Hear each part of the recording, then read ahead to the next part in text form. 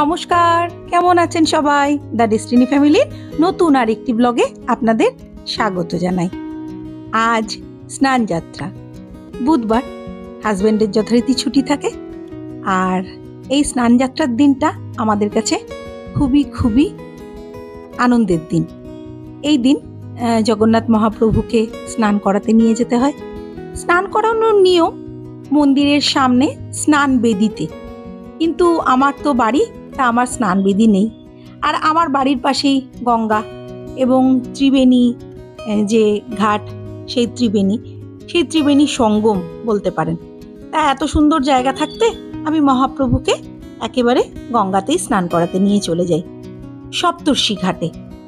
যে সপ্তর্ষি ঘাটে কুম্ভ মেলা হয়, সেই সপ্তর্ষি ঘাটে। তা আজকে নিয়ে চলেছি সেই সপ্তর্ষি ঘাটে। ঠাকুরকে এনে ঘাটে যথারীতি বসিয়ে দিয়েছি এবং প্রচুর মানুষ স্নান করে রোজ দিন। আর আজকে তো স্নান যাত্রা, আরও অনেক মানুষ স্নান করে চলেছে।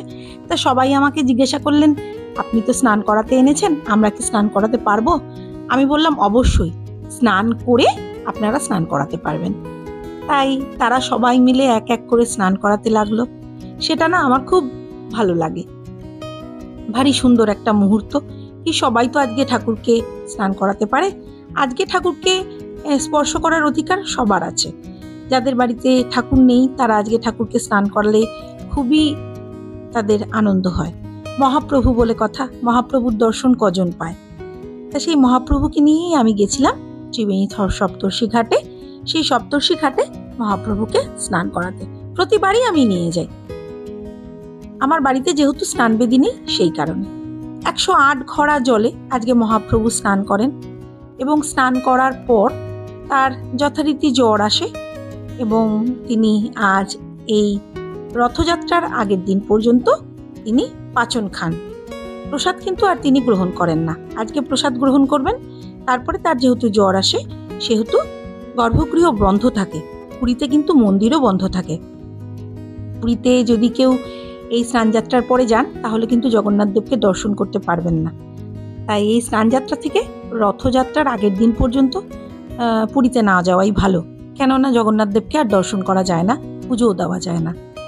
তাই আজকে আমার গৃহে আনার পর গর্ভগৃহ তো বন্ধ করা সম্ভব নয়, যেহেতু আমার মন্দিরে সব ঠাকুর আছে, তাই জন্য আমার পক্ষে মন্দিরটা বন্ধ করা সম্ভব হয় না।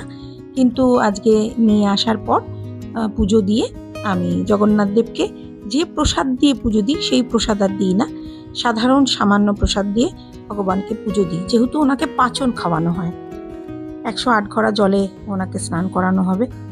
তা সবাই মিলেই যারা যারা ছিলেন, অনেকক্ষণ আমি সেখানে অপেক্ষা করলাম এবং অনেক মানুষ এক এক করে জগন্নাথ দেবকে স্নান করালেন। আর জোয়ার এসেছে, আর ঠিক জোয়ারের সময়টা দেখেই আমি গেছি যে মহাপ্রভুকে জোয়ারের জলেই স্নান করিয়ে আনবো। একটু একটু করে মহাপ্রভুকে ওপর দিকে তুলে আনছি, আর জোয়ারের জল একটু একটু করে এগিয়ে আসছে। সম্পূর্ণ জোয়ারের জলেই তিনি স্নান করলেন। আমরা আর কি স্নান করাবো? আমরা 108 ঘড়া জল আর ওনার মাথায় কি অর্পণ করব? উনি জোয়ারের জলেই স্নান করেছেন। একটু একটু করে যত উপরের দিকে আমি তুলছি ওনাকে, তত আরো উপরের দিকে জলটা এগিয়ে আসছে। গঙ্গা দেবী ওনার পা ধুয়ে দিয়ে যাচ্ছেন।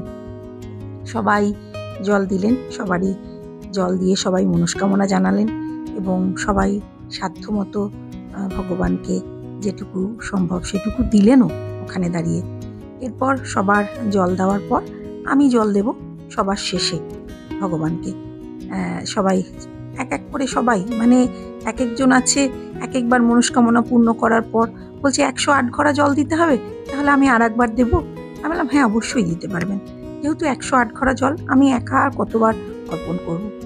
তাই আর আমি কিছু ফুল নিয়ে গেছি, সেই ফুল দিয়ে তুলসী পাতা দিয়ে, দেখুন গঙ্গা একেবারে পুরো জোয়ারে জল এসে গেছে।